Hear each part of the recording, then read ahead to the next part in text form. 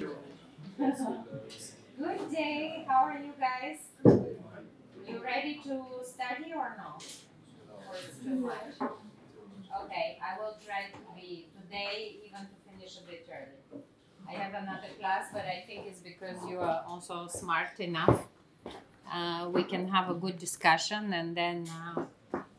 So something that we wanted to ask you, and I know Francesca. So today it's going to be me and Francesca. You have two ladies today.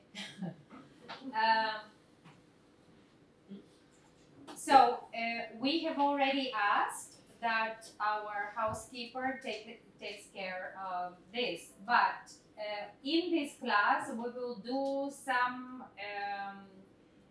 also exploration into the online production that we have done within EIT Digital. So what we will ask you is after this class to watch some of the movies and documentaries and production that we have made for this reason though, and then we will have a discussion after, because it's based on cases that we have interviewed and the work we've done with other universities. However, for this reason, you will need to all be registered with those of you that are within the EIT Digital have to be registered with the EIT Digital address that you already have received for the starter kit, for the mass challenge, kickoff. Okay? For the other ones that are not within EIT Digital and have not yet received, just give us the address that you are using permanently, and we will see whether you will need to be assigned an EIT Digital email, or this is the reason why we're not starting with this now, or you will be given access with this current email, because of course there are restrictions on who can use this production since it belongs to EIT. Okay? So, do you have questions? Yes? Where do we have to register? No, there will be our housekeeper will send. Are you sending a list or you will send a message or? He's collecting the emails. You're collecting. He's collecting your emails. So will for who of you already had the one from EIT, please write that down. For who doesn't, you can choose within your personal email or even better, the one you have from UnityN. At least it's more formal. Okay. And then I think you are all aware that we have an yes?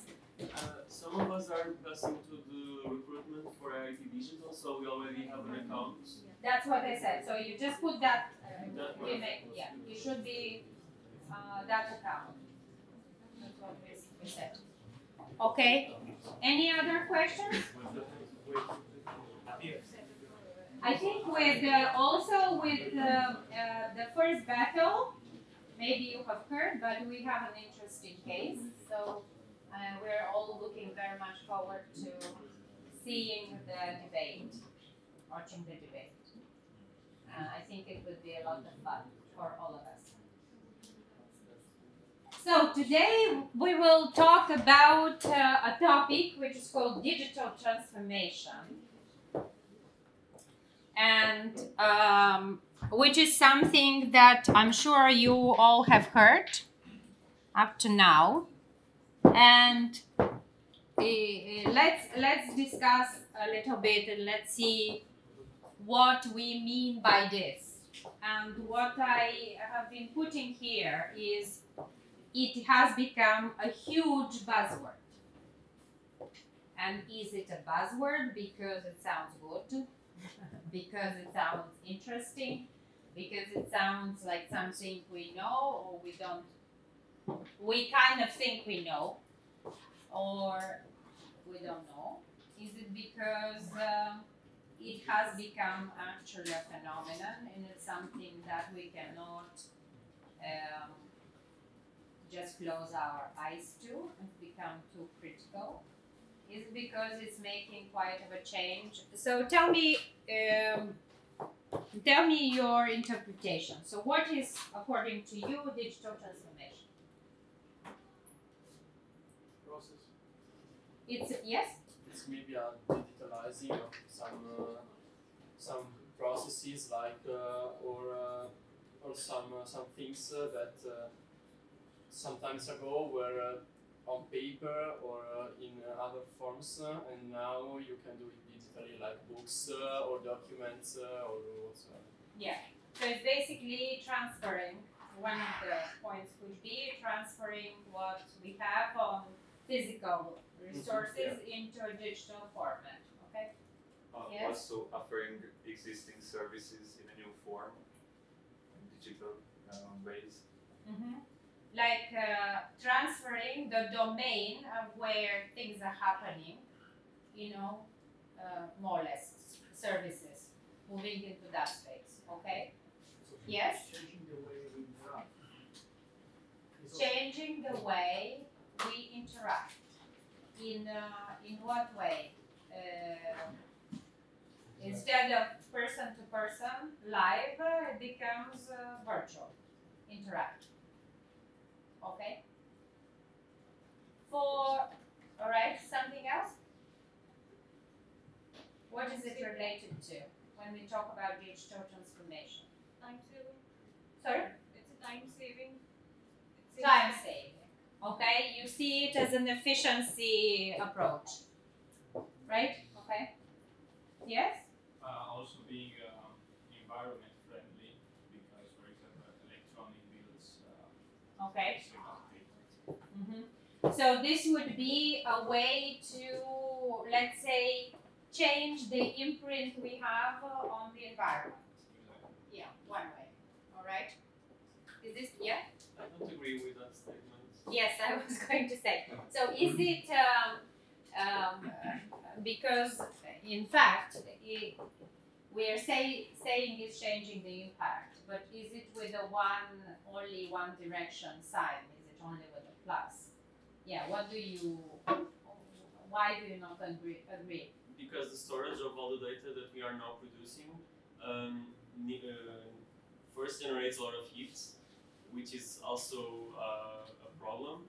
And second, it needs a lot of materials for the components of the servers that store the data. So we are also exploring more non-recyclable materials, just iron, aluminium, etc. So it also has a lot of negative impact on the environment. Okay, but these are, by the way, these are topics that have recently started to emerge. When the concept of digital transformation, appeared, and when it became really a buzzword, it was a very positive and fashionable thing, right?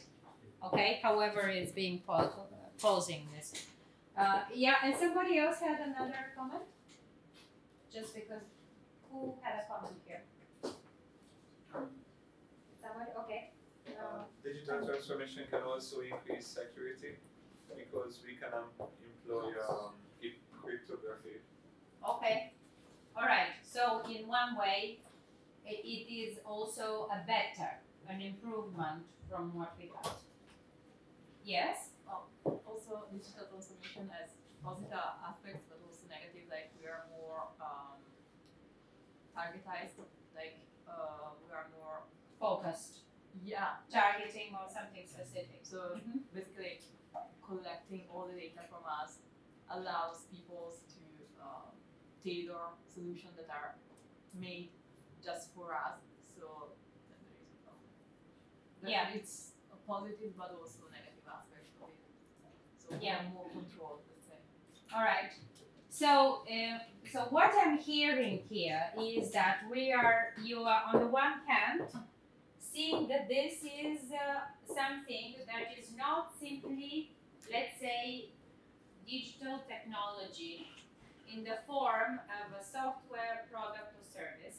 Okay, so digital transformation is something that combines both digital and also some kind of an impact, right? Or penetration in other areas of life. and not just becoming the technology. It's not that technology, right? And that it has been, so first it came as a buzzword, but now it is becoming something that is part of our everyday realia, right? Do you agree with me? It's something that we have to take into account every day, just like we take into account that in order to do or in order to even go shopping, we need some kind of a transportation, device to be able to carry out that activity. Okay, and the third element that it's now become a factor that we need to take into account when we consider future impact, what happens next, right? Okay, so all of those things, which means it has actually impact on the one hand personally on us as individuals, as people. On the other hand, it has impact on the society and how the society or the whole world is developing.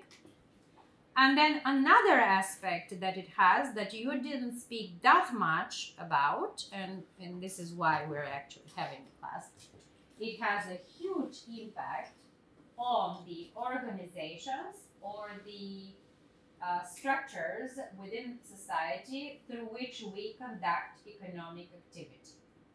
And in what way does it have an impact? It has an impact both on the way we do business,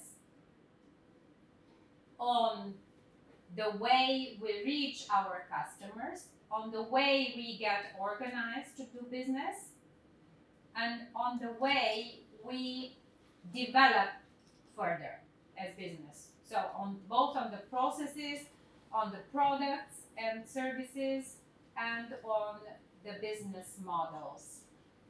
And what we will do today is we will try to explore this aspect. And in the next class, we will talk more on the philosophical and societal implications of digital transformation. So what is in the digital transformation? It has maybe three elements to differentiate. One is digitalization itself. The second part is the element that this digitalization brings to some transformation or change within the organizations. And the last part is on how this change is managed, which is the field that is called change management. But all of this is encompassed within the bigger concept of digital transformation strategies for companies and organizations. All right, and since we are talking about entrepreneurship and innovation, we will look at this part. So, the first part is digitalization. And what is digitalization? Digitalization is actually a process through which digital technologies are entering our life. So, examples of digitalization without, exactly digital technologies, but examples of such way how technologies are entering our life exist from prehistoric times. Can you try to think of what could be some of these examples?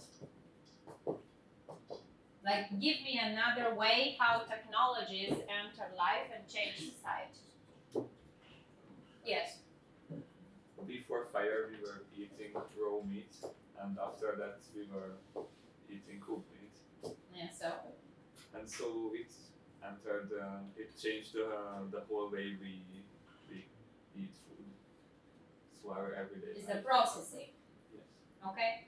So some kind of methodology or a way to develop a process that you introduce within a system.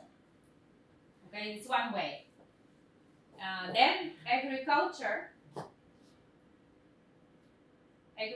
was performed how? With different tools. After that, they introduced mechanization. And this is another form of introducing a certain way of technology where it boosts up the, let's say, the efficiency method. Another one now that we gave, can you give me another example? Technologies. What happened in, sorry? The cars, when they The cars. the moving Okay. vehicles, automobile vehicles. Yes. Yeah. So it's the Transportation in the industrial is the automation. Yeah. Okay. Yes. Factories. The factories in the industrial revolution. So this is another type of phenomenon that has been observed before at a different level. Basically, what I really like is you can look at it from that point of view. We have had before the physical reality in which we exist, now we have another reality, a second, that is really parallel and is developing with the same parameters and the same let's say aspects, elements of growth like the other reality, the physical reality. Okay? It has its own regulation, it has its own structure, it has its own mechanisms and rules of the game, and sometimes because it's moving at a faster pace, it's even hard for the physical reality to catch up with it.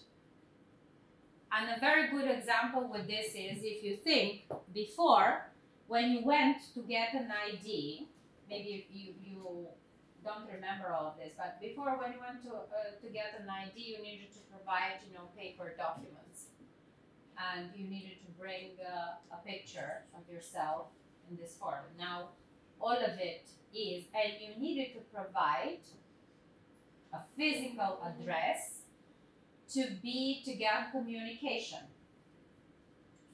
Now, yes.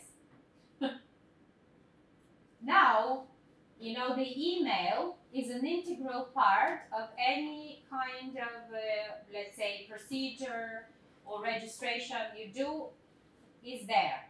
They are taking for granted that every person from the moment they become active or born, they get an email.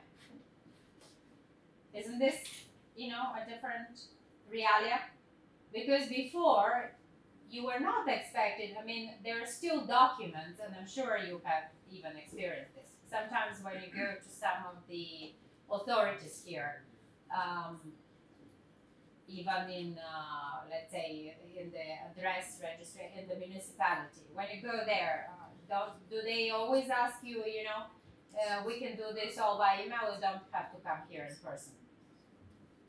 They ask you, give us, the physical address, or you must come here in order to validate and all this. So this is the transitional period between when the real regulation and kind of verification of who you are is still in the physical world and has not caught up with the development of all of the technology that already exists and can replace, and in most probably in 5 years at the most, this will be fully replaced by digital means, right?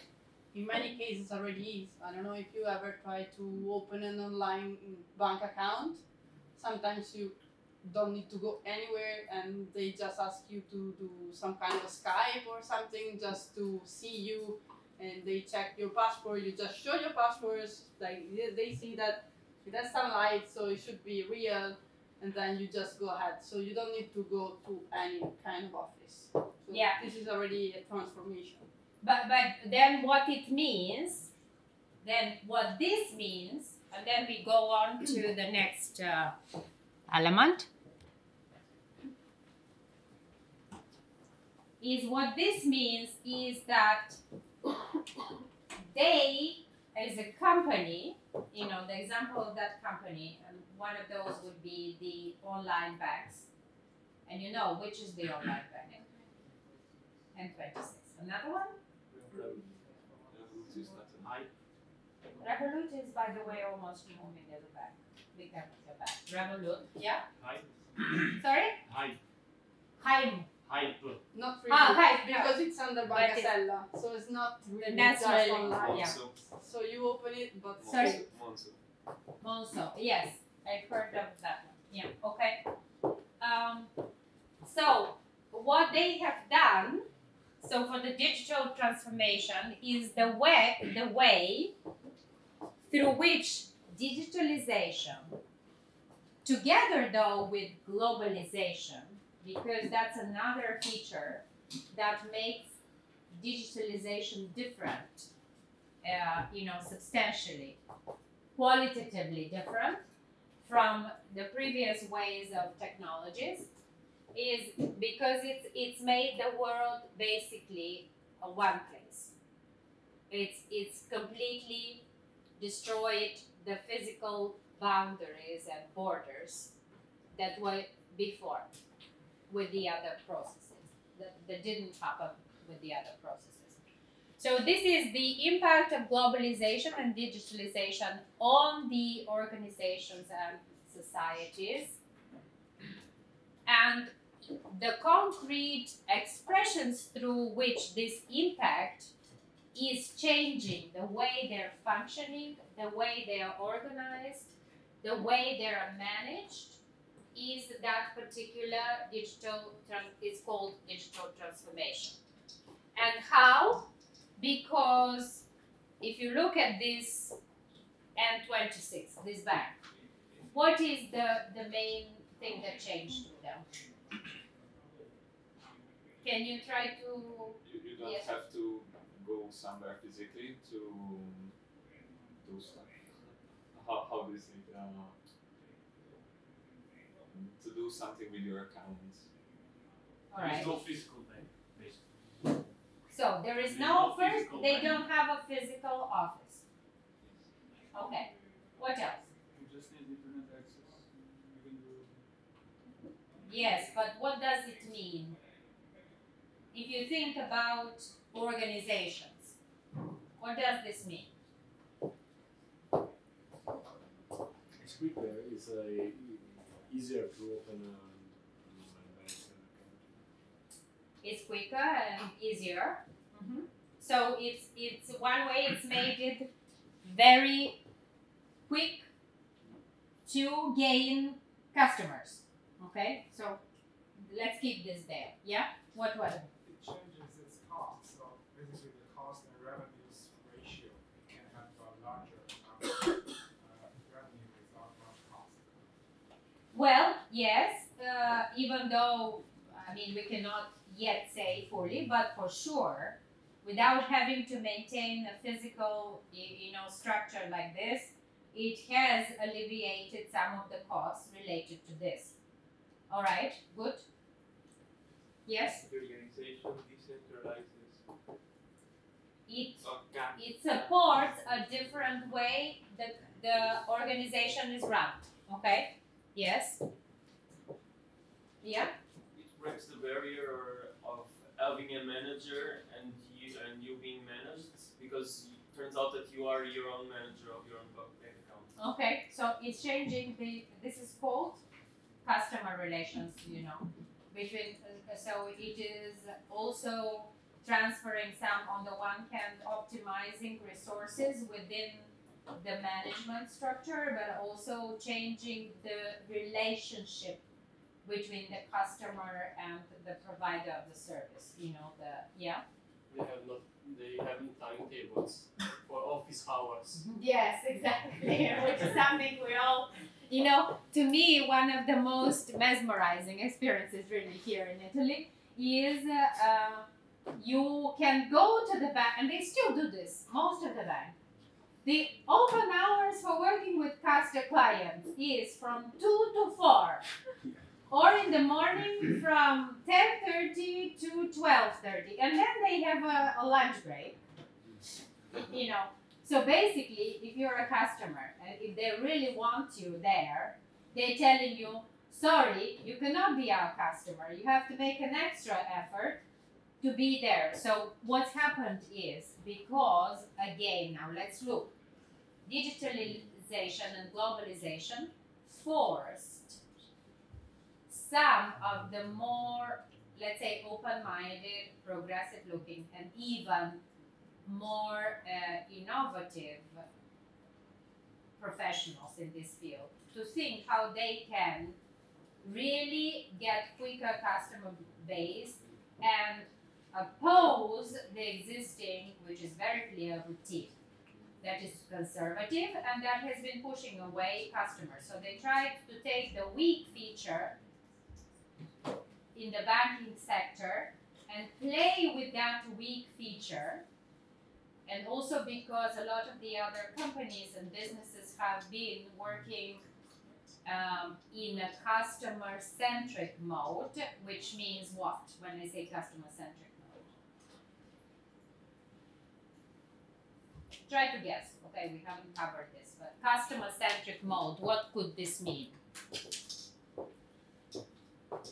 When you're running your business, you have a customer-centric mode. Yeah.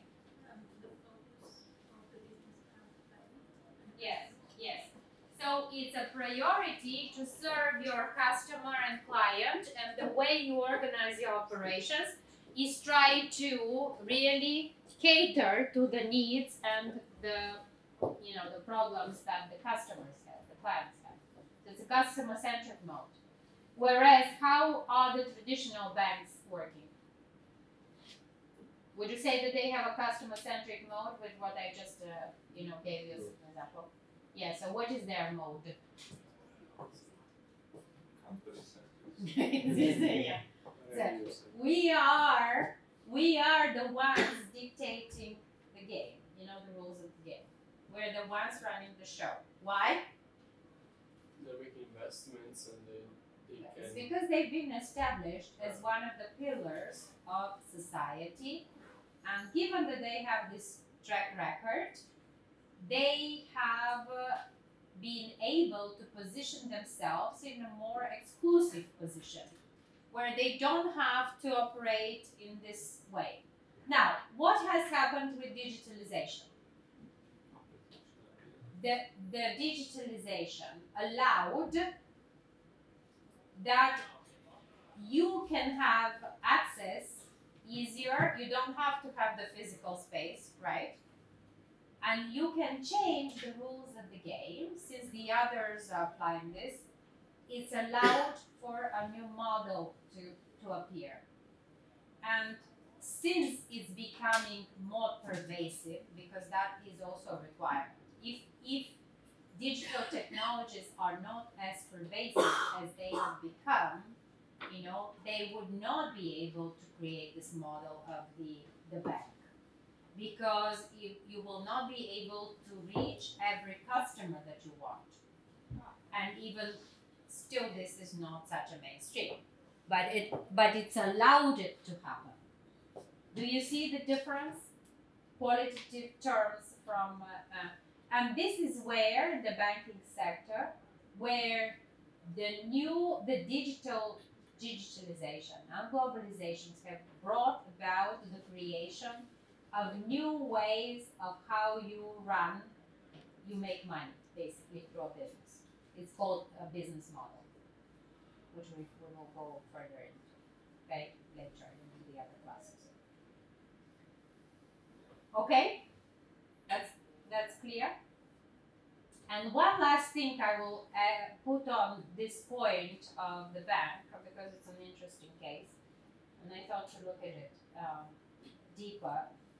It's very interesting that this is happening even with such a tricky type of business, which is really based mostly on trust.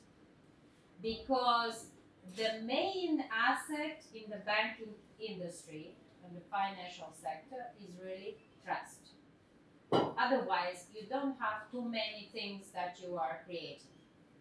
And if there is no trust in the bank, in that particular bank, or in that particular process, you cannot claim, if you think, if a bank has a big case of, let's say, bankruptcy or misuse of somebody's dossier or does a disservice to their clients, they immediately can be destroyed.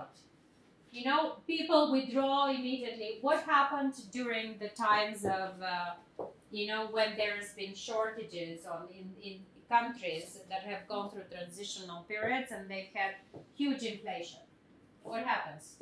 That when there is a devaluation of currency, what do people do usually? First thing they would do. Yeah, they just go.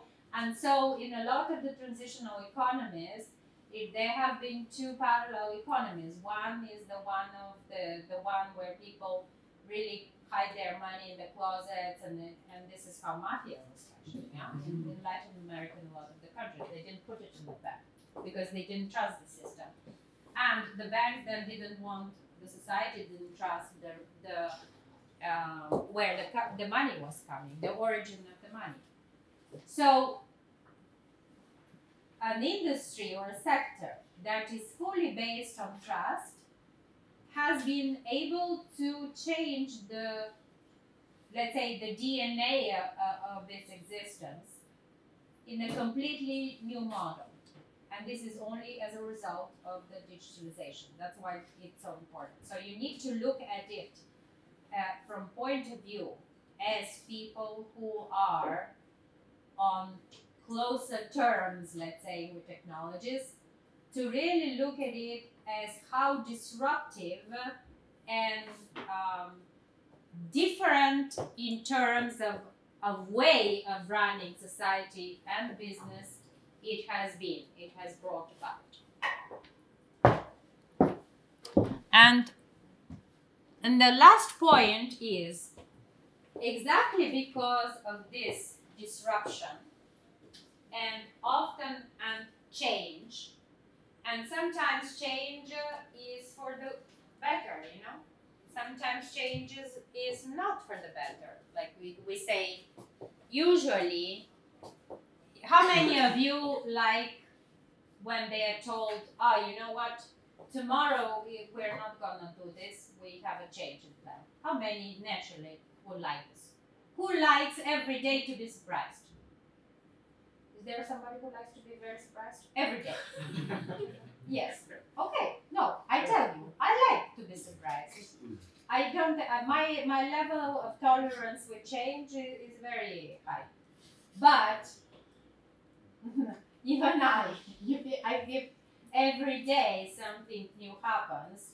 You know, there is a moment where no matter how adaptable you are, you get tired.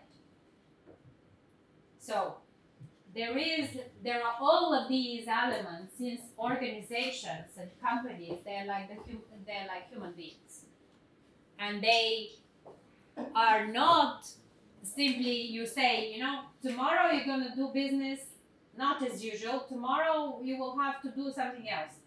Well, this is immediately some kind of a stress to the system, you know, some kind of something that makes you, at least 80% of the people feel uncomfortable. There's a lot of research on this, okay? And so there are different elements through which you go through a change and stages of accepting the change, of processing the change, of making the change, the jump and all of this. And in a similar way, like people, the same thing happens for organizations. So in order to have really a manageable process of change, then we have developed and how we cope with the impact it creates. There is a discipline, and there is a whole group of people that are looking at it and trying to understand how to minimize, let's say, the bad impact of this change, and try to systemize an approach or different ways and styles. So this is called change management, and it's very important. It's equally relevant to digitalization as also how you transform this into internal processes and structures in order to carry it out within the organizations. And often, this is, by the way, an area and field that is very much neglected, or people think, oh, this is something we have to do. It's not such a big deal. You know, we have to introduce a new, let's say, system on how we address or deal with new customers. And until maybe 10 years ago, a lot of this, even less, a lot of this digitalization and, let's say, new phenomena in our lives was perceived mostly as IT structures, you know, IT development.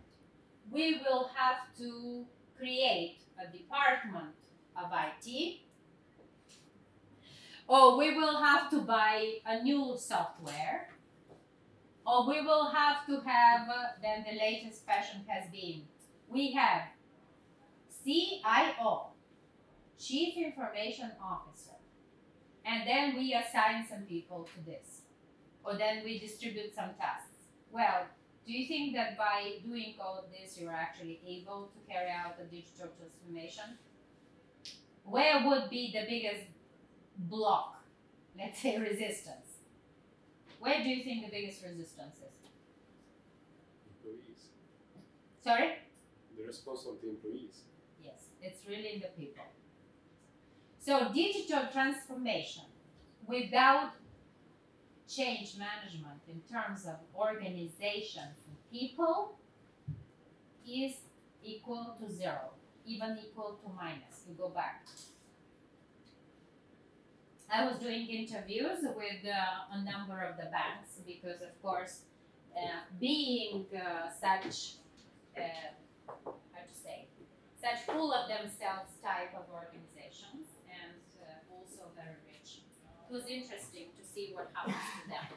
And I remember, and you can also see, we have recorded this. It was 3 years ago when we did this production. I had interviews with a number of general managers of banks. And what they were saying is, well, we really, initially they were saying, well, we really don't understand. How come you are telling us we have to make some changes in our structure? But the more and more money there was in the sector, you know, from other sources besides the traditional banks, the more and more they felt the pressure, because all of a sudden there appeared to be peer-to-peer learning, peer-to-peer lending. Sorry, do you know what this is? What could be peer-to-peer lending? Can you make a guess? When, for example, me and Marta, I lend her some money and it's affiliated with the bank, and the bank holds us accountable for the lending. Yeah, okay. There would be, similarly, so there would be, let's say, a new company that creates a model, and these were startups, creates a model where they do through different forms, some crowdfunding, other create a form of people putting together, you know, let's say their savings resources, and then they form through different contracts and agreements, you know, a base for giving you some money from that fund. So it's smaller, but you don't have to go through the regulatory and difficult, you know, structures of a bank, where when you go to a bank, even nowadays, you go and they ask you everything from childbirth to now, you know, all of the documents. And not just yours, also Yeah, from all your family's relatives. I remember I was in the States this summer, and they called me because I'm on the board of a new cluster organization, and they were calling me from the bank saying, you need to give us your ID because we need to open the account of this new association. And since you are on the board, you need to. I said, are you crazy? I'm not going to send you my ID. But this is even by default, they assume that they're entitled to this.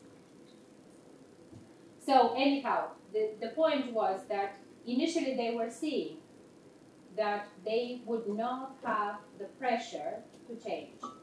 And then when they saw some new structures emerging and they felt the pressure, they finally said, okay, let's try to do something. And the biggest challenge they had was that they could not find a way to convince their employees to be more risk orientated.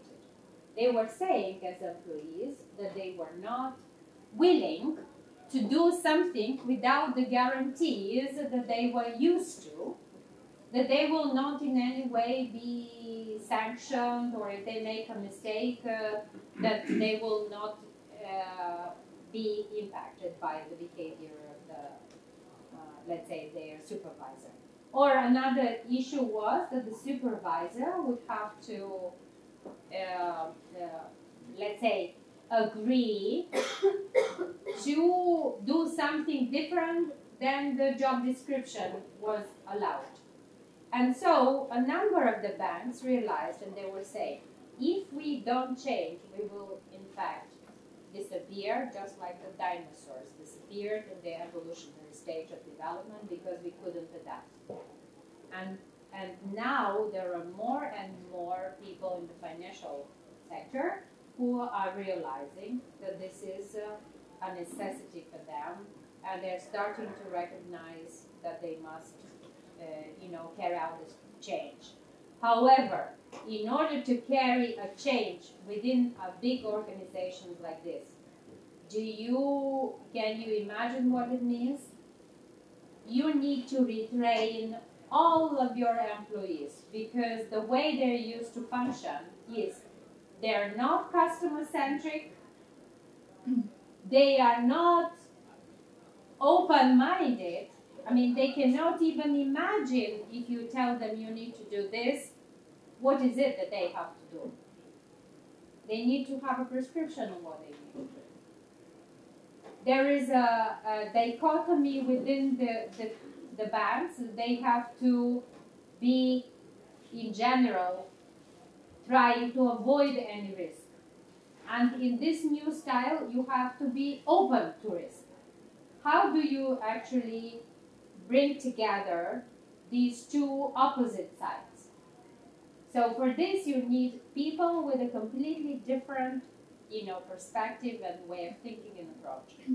And the reason why I'm giving you all these examples is because this is related to carrying out that transformation. So, one part of the process is the real technology, and another equally valuable part of the process is the people and the structure being able to accept, implement, and digest this technology in a way that it will deliver, the impact. So it's a very complex situation. Now, do you want to make a break or we go on?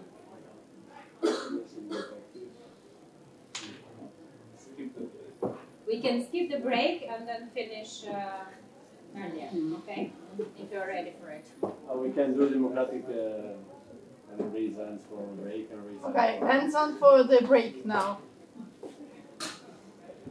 Okay, so why are you creating the impression that you didn't want a break? When I asked, I felt like you didn't want. Okay, 5 minutes. Okay. All right. You got enough fresh air for the next 30 minutes.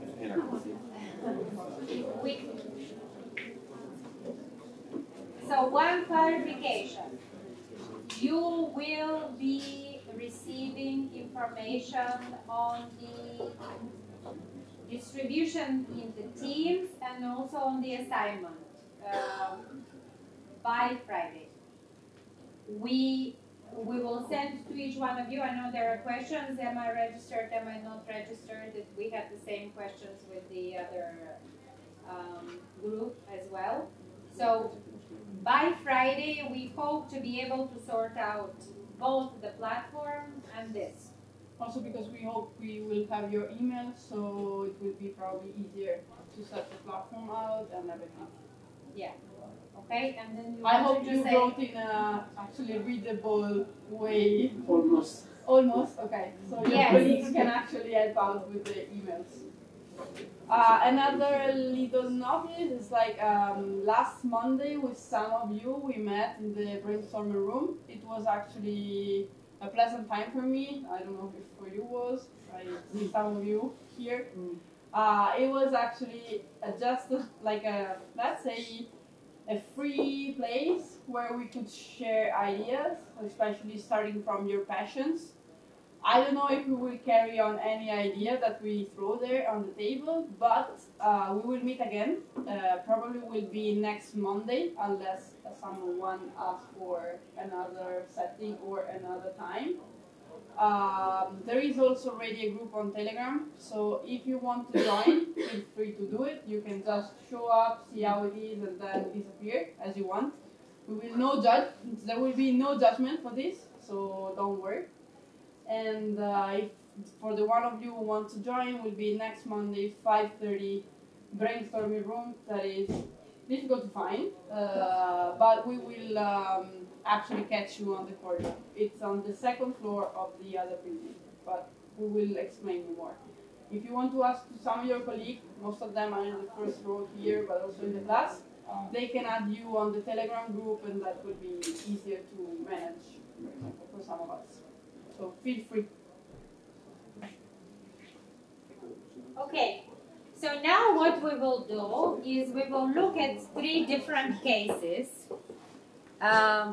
that are examples of digital transformation from a business point of view. And they actually, all of them show the impact of digitalization on how they're doing business nowadays. And I have given you just, very brief summary which ones they are, but now we go into detail.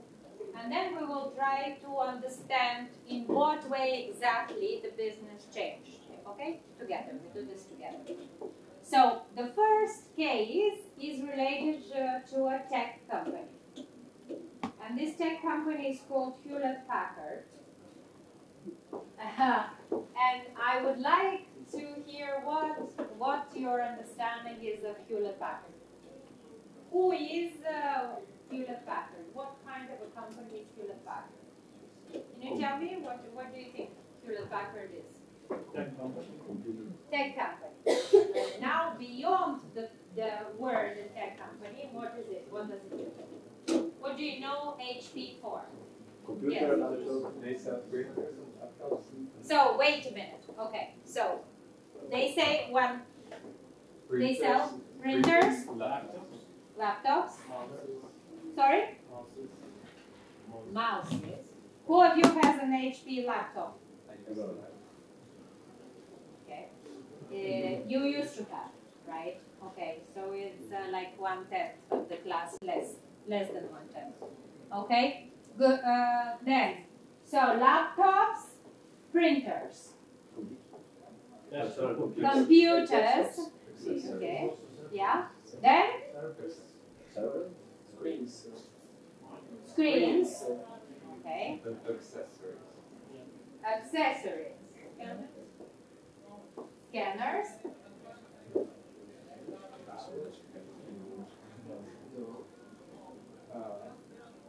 Unreliable. Tablets, maybe. Okay. Yes. No, I wasn't. It's not for job. I was just raising it. Higher voice. Yeah. Unreliable repair services. Okay. Unreliable repair service. Body shops. Sir, yours was reliable. Yes. Services, all kind of Services. What kind of services? maintenance, IT services. IT service, but what does it mean? Maintenance of what? Of the computer. If you buy. Of the computer, again of the hardware. Yeah. At the moment, yeah. Yes, somebody else, yeah? 3D printer. Sorry? 3D. 3D printers, okay, good. And?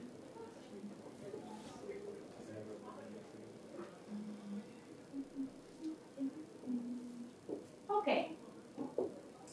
So, in general, can we can put together or categorize or group the products from hardware, right? Through hardware in different forms, and hardware in terms of computers and also in terms of other devices, printers, scanners, all right? Then it's also, did somebody say software? Services. Then it was services. Okay. And then services is already a different thing, you know, from hardware, right? And then did somebody say also supplies or no? No. Okay. So how did HP start? Do you know? Where did they start? Do you know? Where? Sorry? Where? Where? Silicon. I'm just checking, you know. This 10 years ago was the company most known for, you know, it was the epitome of technological company, one of the leading ones. And we know that HP is in fact the prototype of a startup, the Garage. Have you heard the story of the Garage? The Silicon Valley Garage company? No. Okay. Have you heard of the model? I'm very surprised. You need to catch up on this, okay? A little bit of history from not too long ago is good for you to, okay, research it. But anyhow, HP was one of the very first technological companies that started a revolution with digital. And they started as a company in the garage, so they are the examples of a startup in the real sense of the word. And if you go now to Stanford, you will see that they have within the Stanford School, the top school in the world on engineering and technology, is they have this garage, the prototype. Although it looks glass, it's a glass, but it's a replica of the original garage.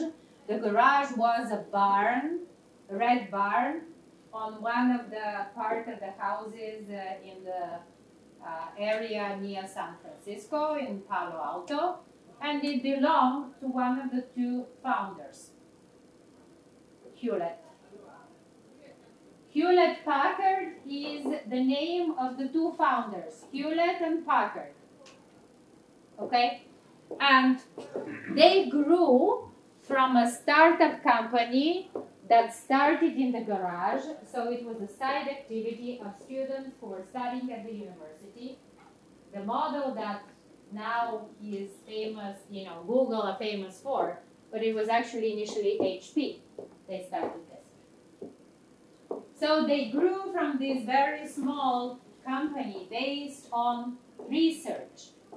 By the way, they had one of the biggest research laboratories later in the 80s and 90s. And they developed from a business of, you know, PCs, computers.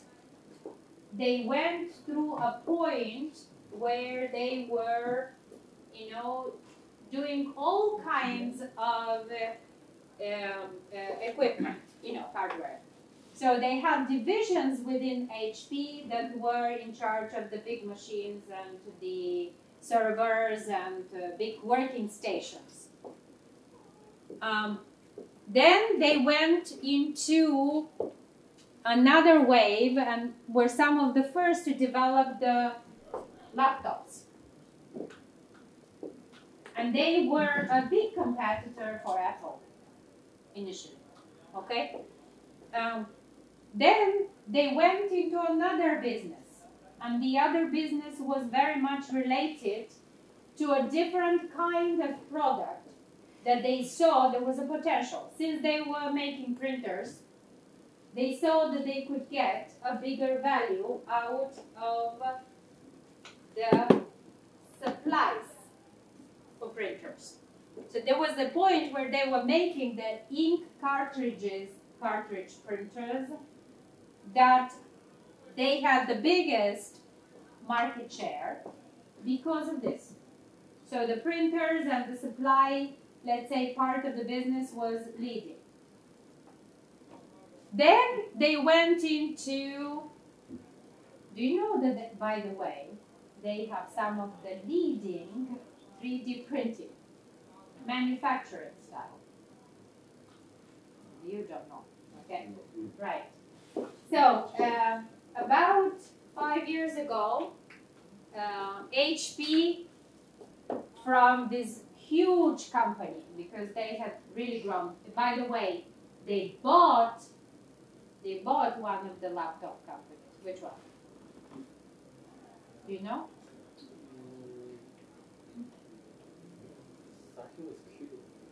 Sorry?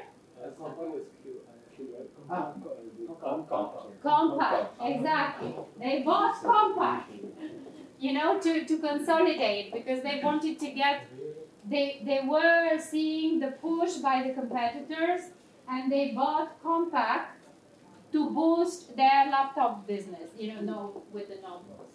They even went into the maybe iPad, tablets. They had a period of 2 years when they were doing tablets, really investing in it. And I know this because I've been working with them for the last 15 years on different tablets. And then what happened is they saw that they could no longer be, because they had grown into this huge company, corporation.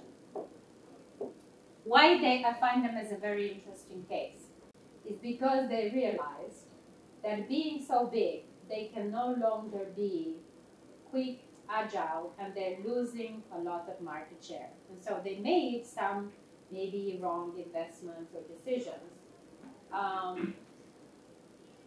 I remember they had this CEO her name was Carly Fiorina, and she was considered the hottest, you know, the top CEO in the world, but she was making some risky decisions, or more risk-oriented decisions that the company was not ready for. So what happened is, 5 years ago, they broke the company in two.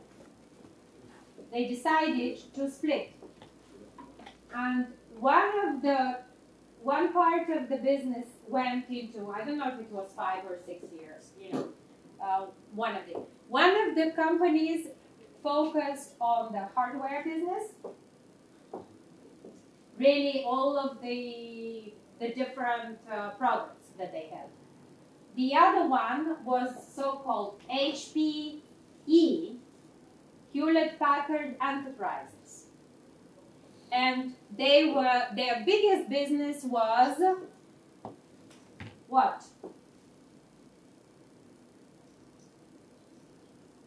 Guess what? Services. So what they started, they reoriented themselves because they found out that technologies and IT technologies were becoming an integral part of every single business.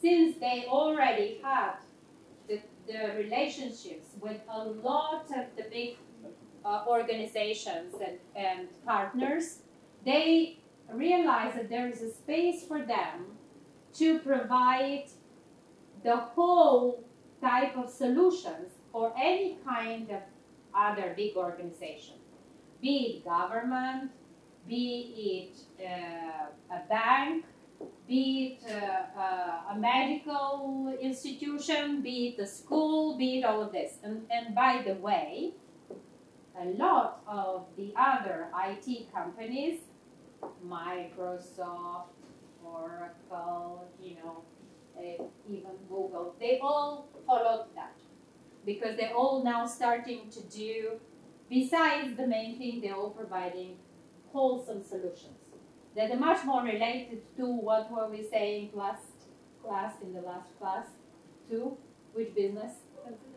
Consulting. Yeah, more or less, But this is why, because again, because of digitalization and digital transformation, the general way in which companies are actually moving is they are moving much more to a service-oriented type of work and business than to simply product. Okay, there's hardly any company now in this tech sector that you find that is purely based on product development, which is what HP started as, And to go further than this, even this split was not good enough. Because they found out that at one point, I was talking to one of their CEOs, and they said, they found out that they had something like something like 4,000 different types of products and things that they were offering. So people had no clue anymore. If you go to them, they ask them, they don't know what they're offering, even if they split. So what they did is now, 3 years ago, I think, it's more 3 or 4 years ago, they broke into 4 different companies. So there is HP Inc. that deals with hardware, and by the way, their biggest focus now is the 3D printing of a new generation, which actually turns them into partner of companies from other sectors, where they're creating with them innovations in new spaces. And they are the ones that have some of the most powerful in the innovation, fairs that they present. They have some of the most powerful, latest, production of 3D printing, let's say, technology, where they're printing the elements of the cars and other things. Also tissue, it's with their printers and their innovation. Okay. Then they have the HP enterprises, who are working mostly on solutions and software solutions and special customized solutions for their different clients. Then they have another one which is called DGX, and another one UNX, which works on specific types of services that are serving their, let's say, bigger clients, and so it's more like an internal service for the company for other clients. So what is the lesson from this case? Can we try to understand what is, to me, what would be the conclusion for this company that was a tech company? What happened now? A tech company that went, because of digitalization, went big, huge, and then broke into small. What did it do? What did the digitalization do to them?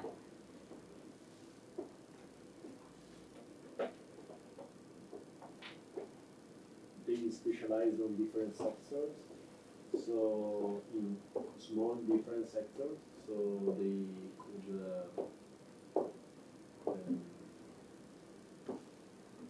so initially it gave them an opportunity to develop as a new business, right? Technology, digitalization. But then what it did is really presented a challenge for them. Digitalization almost ate their business somehow because it's so quick. They found out, its one conclusion is, because of digitalization, and I think they're in fact quite smart, they're realizing they have to break the business and go. Digitalization requires agile structures, fast, adaptable structures that can serve immediately the new changing needs of the customer. They changed the management. So they changed, for them, digitalization has brought a huge digital transformation. And my prediction with that, actually with a lot of them, is that others will follow their suit.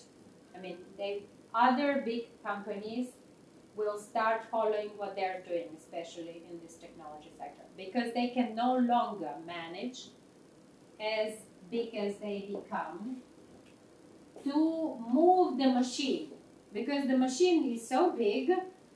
In order to make, one step you want to move to the left, you need to make 10,000 steps, of all the different entities to the left, and can no longer be swayed like they used to before. Okay? So, Yeah. I have a question. When you talk about the structure of the company, and so you are talking about the management, the structure, the physical structure. It's all of this. The structure of the company is everything. Is the people, is the physical spaces that they have, is the products and services, is how they move, get to the customers, how they actually act on the markets, it's everything. Okay? The organization. So, now, let's look. So this is one. So one of the things is an opportunity and a challenge, right? Why are you laughing? Is it something else? No, because he said something that was related to topics that we already studied before. Okay, all right. Okay. Look, it's because I see your faces and I see the interaction. You maybe don't think it's obvious. But I'm very honest and straightforward with you, so that's why I'm asking. Okay.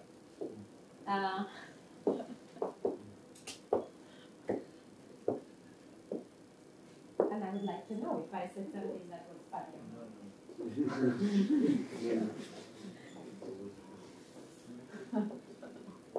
not. Okay, so let's look at another company. And it is Monsanto. Do you know, have you heard of this company? Yes. Who has heard of it? Okay, what do you know about it? Yeah? Okay, you said. It's the biggest fertilizer producer in the world. Okay. Yes? It has been subject to many controversies due to the Yes, it's known for its controversial behavior, right? Somebody else? Yes. So they have interfered with the so-called genetic mutation, right? Something else?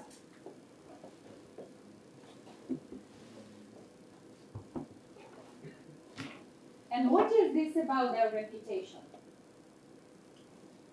You were saying, what have you heard about the reputation? I don't remember very well, but according to the way of doing things, they were more focused on profits than.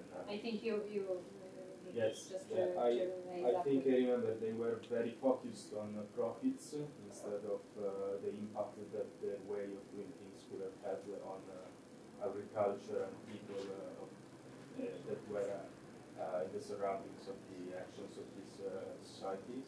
This is what the controversy was about. Yes, that they are driven mostly by their economic interests. Yes. And they use all tools and instruments in order to maximize the economic output, right? and their economic interest. So Monsanto they even bought Bayer, if you can believe it. Huh? So Monsanto is agricultural or fertilizer company in that business. But what they have been known for is that they actually have been working in processing a lot of data and research to support their argument on how good it is to do all of this inbreeding, mutation, because this supports the economy and that there is all of the research that in fact is not bad and is not controversial. And what happened with digitalization is through digitalization they have been able to really make best use of, they're one of the first companies that sort of capitalized on the data analytics capacity that digitalization provided for an organization or business. Because they have been using, and I'm sorry that maybe now I'm sounding very critical of them, anti-Monsanto. In fact, I am anti-Monsanto, but I don't care if they exclude me from their list or not. Is because they have been manipulating by gathering all of the data and analyzing it. They can go to a market now and say to the farmers, let's say here, you know what, we have come up with this particular fertilizer that can address the problem of the echoes in this region. And so you will have, the biggest output of production. And with this, who do you think will be winning, on the market? Whose fertilizers are the producers going to buy? Theirs or somebody else's who doesn't have so much precise data and information and is so targeted in what they want to address? Naturally, theirs. So one of the big challenges with digitalization is to what goal and purpose it is being used. And in the case with Monsanto, and you can read more about it, form your own opinion. But in the case of Monsanto, they have been using and manipulating the research and even been enabled through digitalization to become a bigger player in this. Are you finding something that on them that is, okay? And so, digitalization in this case and digital transformation has expanded the gap between doing business in a real ethical manner and also using it for real purposes of economic interest and their personal interest. So there will be an issue, yes, 1 second. There will be an issue very soon. I mean, just like with the issues that were with the big gas and oil companies that were, making, pollution in different parts of the world, and it's starting to catch up. Now there will be an issue soon also on that. There's already quite of an opposition, and how people act on this is through their choices on what they buy or not buy. They actually influence such producers or such companies. Yes, you want to? Yes, I was going to ask them how they managed to get so much data. How do they manage to get them? Because in fact they have been paying for this research. And this is why at all levels, one of the challenges has been that, them, also there are some other companies, even Nestle and Coca-Cola and all of those. I mean, they're not the biggest angels on earth in the way they run their businesses, even though, they're still not as bad. But I heard that I think Singapore is the country that is introducing a ban as of next year, or on all kinds of retail or soft drinks that have a high percentage of sugar. Ban on advertising. So there's not going to be, they're not allowing any more public advertising of these types of goods because of the percentage of sugar and because how detrimental to human health this is. And this is now the place where the impact of regulation is going to really destroy the business. But you can imagine, you know, it's taken time, and in order for this to happen, you know, there will be all kinds of lobbying, bless you, you know, in the years to come and on different markets. Okay? So this is the second case of where digital transformation has brought about, in fact, better business opportunities, even though controversial exposure of the company. Okay? And the last one that we will, that I wanted to bring your attention to is called 23andMe. Do you know of this company? Yeah. So what do they do? They basically they are a data analytics company, but they focus on using DNA kits from people that can, for example, I can buy one. And then they can give me a genetic background on ethnicity or even diseases. Yes, exactly. So this is a company that is not a tech company, right? Okay, what is genetics? Sorry? Biology. Yes, exactly. It is a company that came out from a different sector, you know, not the typical one that you would expect.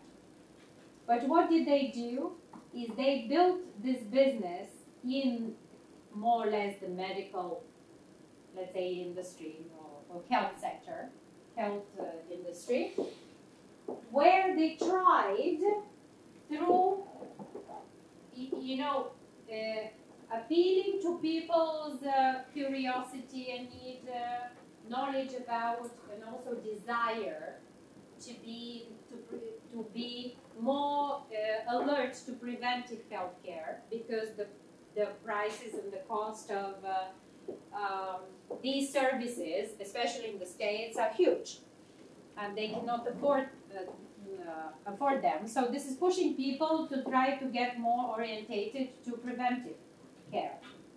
And so now they developed this company. By the way, it was founded by Anne Wojcicki.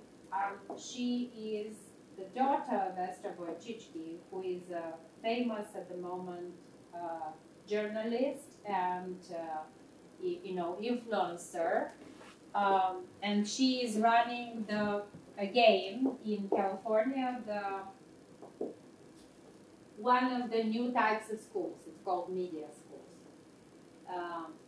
on media education, how important it is. And she saw the opportunity that this business created, and by the way, this business was possible only because of the latest technology. You know, before you couldn't have a business like this in a non-tech sector.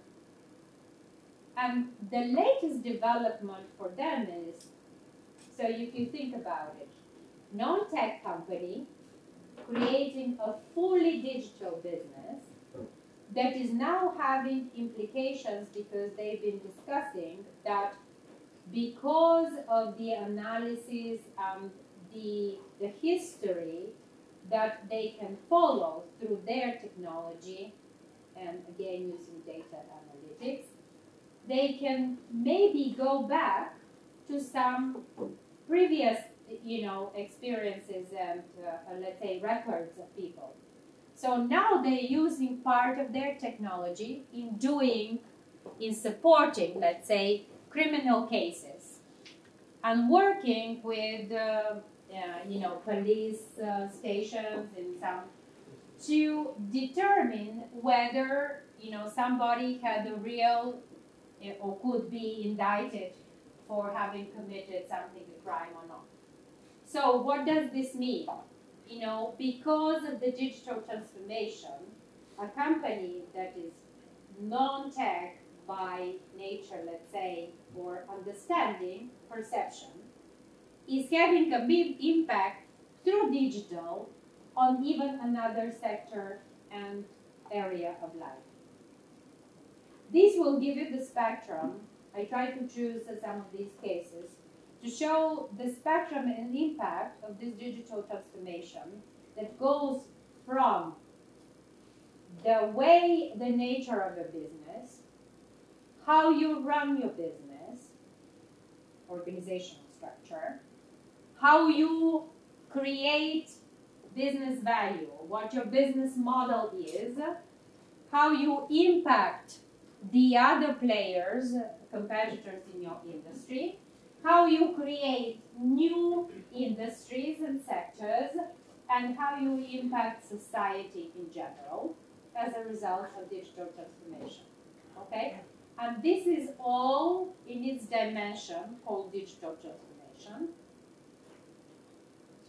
And it has different, then strategies, activities, actions, measures on how to deal with it. So this was the first introduction class to digital transformation. I hope that you got a bit of the bigger picture. And the idea is that since you are engineering students or really knowledgeable about this, you will also try to see it and support the change within the businesses and maybe create, at least my point would be, create more sustainable businesses, because it's time that we really start caring about this. And also support the ones that are not always meaning well, to maybe be ousted from the market and open opportunities for new ones. Okay? So that's it, folks, and thank you.